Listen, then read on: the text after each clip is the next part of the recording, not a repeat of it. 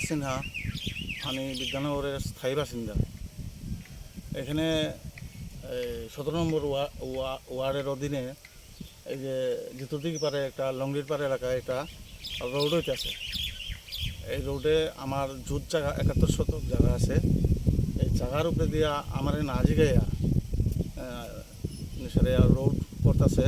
তখন আমি সেটা কইছি যে আপনারা যারা কাজ করতেছেন তারা একটু কন্ট্রাক্টর বা কাউন্সিলরে জানান আমার সাথে আলাপ করণের লেগে। কিন্তু তারা আমার সাথে আলাপ করছে না। আমার এখানে তারা কইছে কাজ করতো না।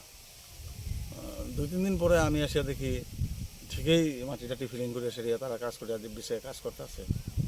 তো আমি চাই না যে এখানে এই রোগটা হোক না। এটা পাবলিকের সুবিধার্থে হসপিটালে যাওয়া আসা বা স্টুডেন্টরা স্কুলে যাওয়া আসা সবার সুবিধার্থে রাস্তাটা হোক। কিন্তু আমি একজন বেকার এবং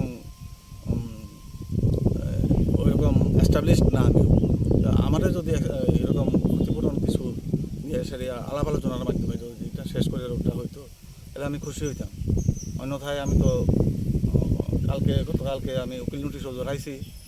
এর আগে অরেলি জানাইছিলাম, অরেলি লাভ হয়েছে না দেখি আমি উকিল নোটিশ দিছি।